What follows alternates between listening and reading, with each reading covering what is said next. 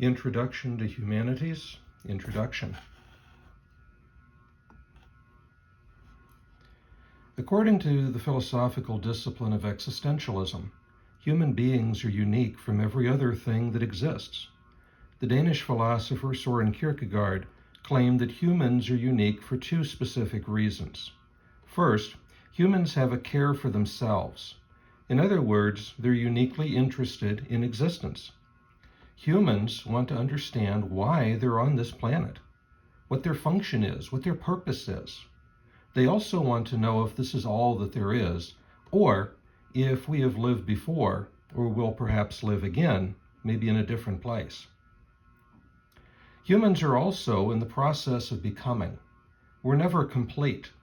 As long as we live, we make choices, and the choices that we make create ourselves. And this is what opens up the scope of creativity.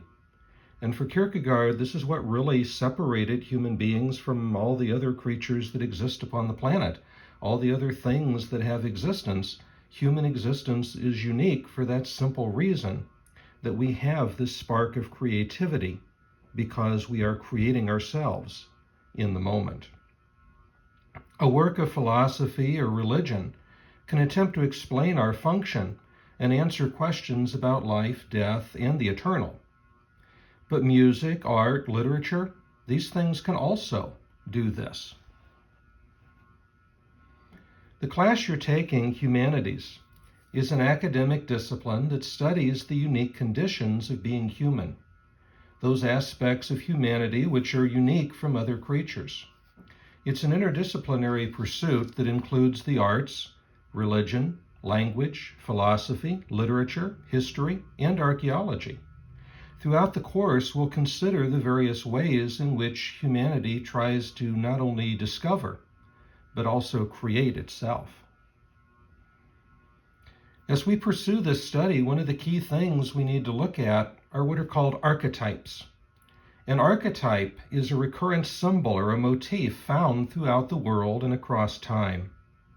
The hero, the mentor, the hero's journey, the trickster, creation myths, flood myths, symbolic motifs, all of these qualify as archetypes. Some of the key archetypes you may be familiar with: the hero. Every story has the hero. And within legend, we have figures such as Gilgamesh, Ulysses, Odysseus, or King Arthur, all of which qualify as heroes.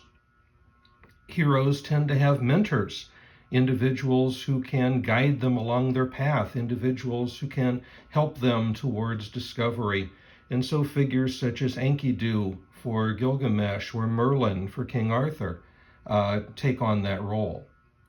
And of course, there has to be an antagonist in any type of story, and so the trickster becomes one of those central figures. Probably the best known trickster is Loki from Norse mythology. Having seen the Avengers films in recent years, Loki's myth has grown tremendously. But also, if you're familiar with Star Trek, the figure of Q is a prime example too of a trickster. These are individuals that can help you. They can guide you on your way. They can show you things you need to know. But they don't always do it in the nicest way, or perhaps in the way that you would prefer to have them show it to you.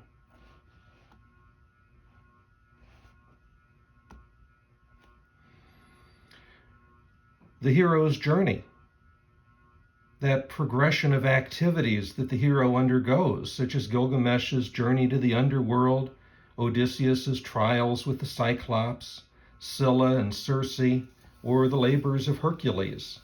Each hero has to have something that it overcomes. Each hero has to have a journey that it takes. We have creation myths. All individuals have this desire to try to understand how the world began. And of course, most people are familiar with the biblical account in Genesis chapter 1, but there's also many other creation myths out there. The Hindu myth of Brahma emerging from Vishnu's navel, or the Chinese myth of Pangu hatching a golden egg. And we have what are called flood myths as well. These tell of how the world was destroyed and allowed to begin again. Evil, corruption becomes so great within society, so great amongst individuals, that something has to be done in order to fix it. And so we punish the wicked, we destroy the evil, and we begin again fresh. Most people are familiar with the story of Noah's Ark from Genesis chapter 6, but Gilgamesh also has a story of the flood, as do over 200 other major works, major writings.